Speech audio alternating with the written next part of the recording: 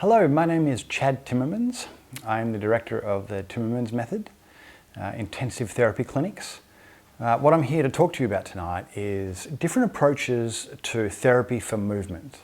One of the things that we frequently hear in our clinic is parents go, "Oh, I wish I would have known about this years ago," or "Why didn't somebody tell me this? Why didn't somebody give me this information? Because it would have made such a difference for my child's life." And so what I want to do is impart to you a lesson, which is a pretty major principle lesson that I have learnt from parents over the years, and then hopefully you'll be able to impart to others when a family is starting on their therapy journey for their child. I am a psychologist and an exercise physiologist, but the thing that really qualifies me the most to be able to be talking about this is that I grew up in my parents' therapy clinic. My parents were the first to have a private therapy clinic in Australia back in the 60s. And they started working with children that back in the day, the industry said these children cannot improve. And a lot of the children were institutionalized. And my parents came along and said, well, hang on, I think we can help these children. And they traveled the world studying therapies and then brought it back to Australia to help the kids. My mother was arguably the first person in the world to do hydrotherapy for children, being the person that she invented the whole industry of baby swimming. And so this is the environment that I grew up in. I literally grew up in their therapy clinic, and working with children with special needs has been my whole life. And so this perspective is what I have learnt from having literally a life of around special needs kids in this industry. So, different approaches to therapy. The first one is everybody arrives at a diagnosis. Now, the three most common diagnoses we find these days are either cerebral palsy, some sort of genetic condition, or some sort of disorder. Now, you get the diagnosis, and then most frequently the children are referred to a therapist for movement therapy. Now, commonly it's physios, but it also can be an occupational therapist, and now in Australia it can also be an exercise physiologist. In our clinic we have all three, exercise physiology, physiotherapy, occupational therapy, and then myself, who's kind of a combination of all different sorts of things. So, what most commonly happens is the child gets diagnosed and then with one of these disorders and gets sent to the physio for movement therapy. Now, what most commonly happens, and this is what parents tell us, is that the physio provides equipment. Please forgive my handwriting. You'd just be thankful that I wasn't your teacher at school. So now equipment is usually to help the lack of movement. Now, this might be, our child has difficulty sitting, so it might be some sort of chair. Okay, it could be a sitting chair for the table, or it could be a sitting chair for reading or sitting, or like school, or whatever, some sort of seating assistance. Or it could be a wheelchair. So it could be a walker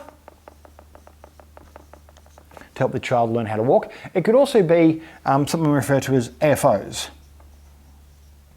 Now, AFOs are orthotics that assist with ankle and leg stability. Now, most families say they get referred to a physio, and then the physio measures them up for that. Okay. Now, historically, that's what the industry of physical therapy provided, is a lot of equipment, and it's wonderful and it's essential. Children, they need this. Then, what happens after that is kiddos also get referred for the movement component, and they might receive usually 1 hour per week. 1 hour per week of therapy with the physio. If they're lucky, they might receive 2 hours. Now, 1 to 2 hours per week of therapy is internationally recognized as the amount that the child needs for maintenance. This gives the child enough therapy to be able to maintain their their spasticity. Now, spasticity meaning the level of rigidity or stiffness in their muscles. So that ideally it doesn't get worse, okay? Also their level of strength. So you're literally doing therapy to maintain that level of strength, hopefully build on it. And then also something called range of motion, ROM.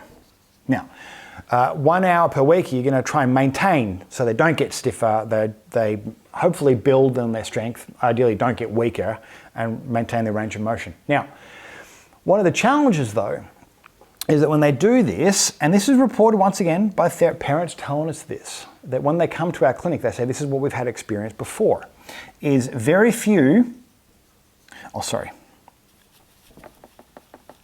some give home programs. Now, home programs are teaching you these exercises to be able to do at home with the child. Some therapists say, oh, move their legs when you're changing their nappy, or put them on the ground, put them on a pillow or something like this. Now, they're tips. A home program would be a little bit more in depth of, I want you to do this and this and this and this and this, and I want you to do it this number of times a day, this number of days a week. Okay? Some do that. Very few, though, even less, give education. Now, for a parent to be able to effectively help their child over time, they need education. They need to know why. Okay, now, another thing with this is 1 hour per week. If you add that up over a year, maybe it's 45 hours in a year. Okay. Now, what's interesting is that 45 hours, that volume of therapy, research has shown that actually, if you do 45 hours spread out over time, if you do it in an intensive format, which I'm going to come to in a little while, if you do 45 hours in an intensive format, so you take all the hours throughout the year, and then you actually give it in one block, the child at the end of the year is actually going to be better off. Because what they've done is they've had a boost of therapy, increased strength, increased range of motion, reduction in spasticity, increased endurance, which leads to their fundamental ability to try and increase their function. If you do that in a block, then they've got the rest of the year living with this increased level of ability, which means it's an accumulative effect that by the end of the year they're better off than if they received a little bit of therapy along the way, because with that rationale, it's only going to be enough to maintain pretty much where they are. Now, don't get me wrong, some children do improve with this with the weekly therapy, but we're talking about really giving kids the biggest boost they can get. Okay? Now, one thing with this form of therapy or this level of intervention is the lack of challenge, okay, cultivates reliance on the therapist. When you do this, there's no, or little, I should say,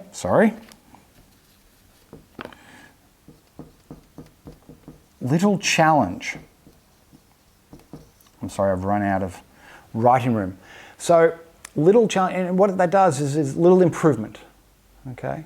And so that cultivates a reliance that without challenge, the kid's not going to make change. 1 hour a week, it's just not challenging enough. So it needs to be challenging to create change. So this is what most families receive. This is what all families receive. And there's another way, though, that's over the last 10 years. Now, back in 2003, I was working in America, and I started to observe this phenomenon of intensive therapy. In fact, the story was I was doing some work with a child, and then I came back 6 months later, and then I said, oh my God, he's improved. The therapy that I've given you, or what I've told you to do as a home program, it's really helped. And the parent said, well, actually, Chad, yes, it did help, but we went and did this intensive program, And it was in Florida the family had gone to. And they said after 3 weeks, he had this massive improvement. And my first response was, where is this? I've got to go and learn it. And so back in 2010, I went and learnt the model of intensive therapy, and then I brought that to Australia. And the Timmermans method clinics were the first place to provide intensive therapy in Australia. And so the intensive model is usually 135 hours per year.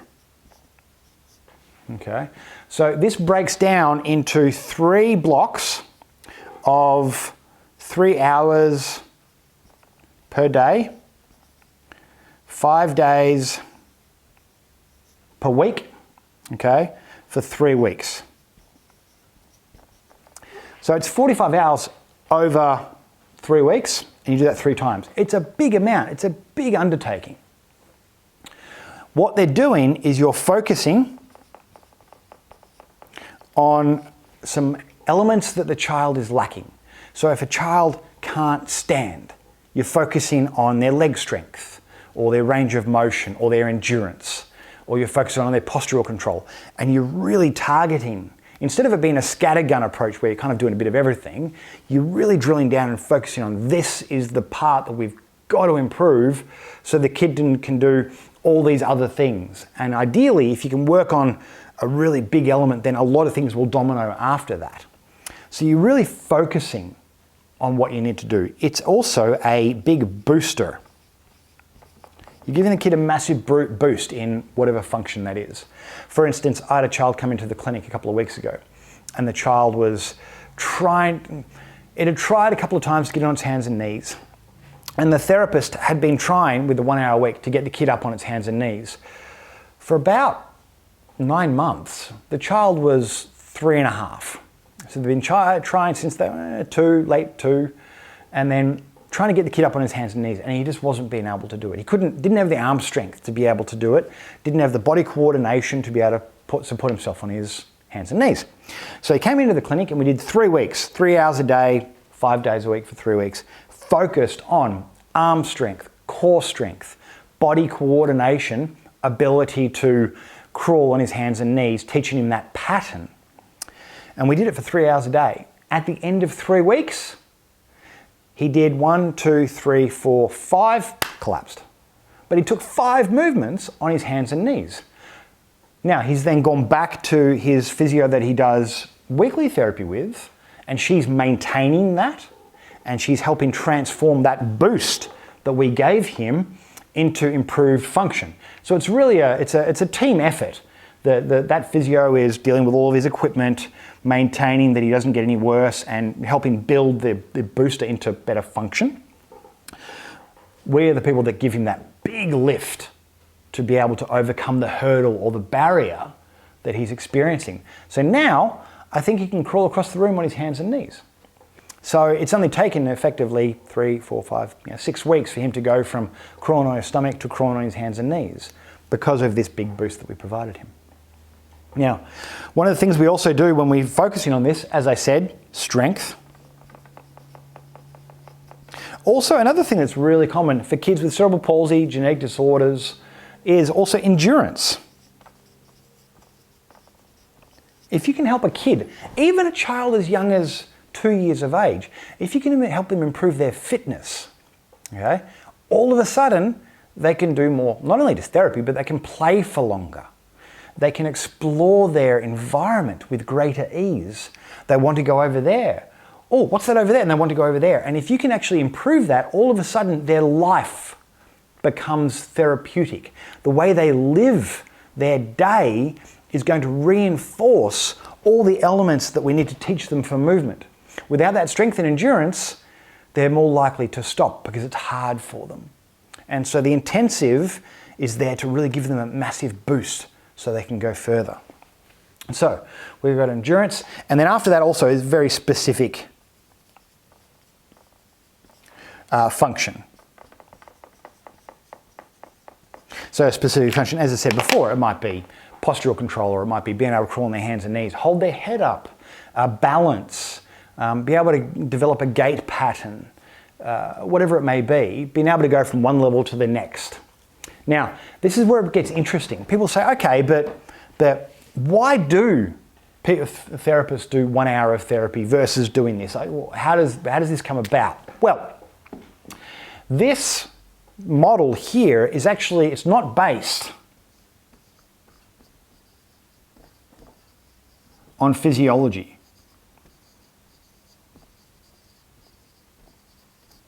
Okay, this is not what the body needs. This model here is actually based when my parents were doing therapy. Therapy clinics, large organizations, often government organizations, were given money, and then a therapist had a certain amount of money and they could see a certain number of children. Now, it was usually around one therapist would see 30 to 60 children in their caseload, which meant that they could see a child once a week, more likely once a fortnight. When I was working, it was an intensive therapy was deemed 1 hour a week for 10 weeks. That was the model of intensive therapy back in 2010 when I started doing this model of therapy. 1 hour a week for 10 weeks. Well, what happens at the end of 10 weeks? Where does the weekly session go? It goes back to monthly or fortnightly. And so this model here is based on that the government gives the clinic this much money. The clinic then has a therapist, and each therapist has to see 30 or 60 children, so they don't have enough time. They just don't have the resources to be able to help the kids, often as much as their therapist would like to. And so this model here is based on social limitation.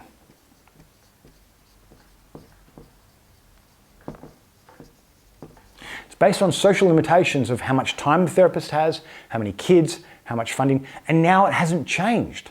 A lot of therapists just go, well, this is kind of how it is. I went to a conference recently. I would have met at least 30 physios and exercise physiologists and OTs. And I said, have you ever heard, in 2021, have you ever done intensive or heard of intensive therapy? And they say, no, what's that? You know, in this day and age when therapists are not aware of intensive therapy and the benefits of that model, then the industry needs to catch up. So this side is not physiology. This side here is for a very, very specific reason, okay? This is what is required to achieve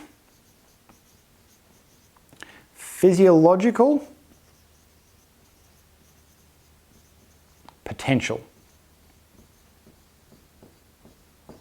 Now, what is required to achieve physiological potential? For some kids, it'll be less than this. It'll be less than 135 hours. Okay? And that's awesome. We love that. For some kids, it might be more. There was a little girl I worked with last year, and they weren't able to see a lot of their other therapists due to things that were going on at the time. And so they ended up with a big pool of money, and they said, oh, look, we've got all of this money all of a sudden. Can we see you more? And I said, sure. And so it ended up being that across 12 months, we saw this little girl 5 times. That's 5 times 3-week blocks. Now, the impact of that was that all of a sudden, her legs were so strong that she could balance. Her legs were so strong that she took her first ever step. Her legs were so strong that all of a sudden, she learned to use a walker. She'd been trying to learn how to use a walker and these other things for a number of years. But it wasn't until we actually did what was required for her to achieve the physiological potential that it's like she got above the level, or she overcame the barrier that she needed to. So the purpose of all of this is to try and understand that equipment, essential, needed, okay? 1 hour per week of physio, also fantastic, required. You need to maintain all of these things. But then for us, what we do here at the Timmermans Method clinics is we do intensive therapy to try to help the child achieve their physiological potential. The other thing we also do is our focus is parent education. Every parent comes and helps us as if they work alongside us, as if they're therapy assistants, okay? I'm not the expert on their child, I'm the expert on the rehab, but I'm not the expert on their child. And after they do the intensive, they're going to need to go home and continue a really structured home program. So they need to know what to do. We educate them in workshops, and we actually sit down and sometimes it's like, okay, last session I noticed this, we're going to spend half of today's session, we're going to talk about why we're doing this. And so with that information, the parents are empowered. All of a sudden they know, I've seen this occur, I know the theory why, and all of a sudden they've got this increased level to go, we're going to do the therapy at home so we can really help little Johnny achieve the highest level that they can. Parent education, and the other thing that we focus on is in-depth home programs. We work with the families that are willing to do an hour, 2 hours, sometimes some families do more, of therapy per day. And they do that 5-6 days per week because they realize that is what is required to help the kid achieve, once again, their physiological potential. So I hope this has been of some assistance to you. I hope my crazy scribble and my ranting is beneficial and hopefully some way educational. As I said, everything here is based on what the families tell us when they come into our clinic. And it's based on hearing the same message over the past 22 years that I've been doing this. And I hope that you'll be able to take something from this and impart it to a family who is starting on their journey. Thank you very much.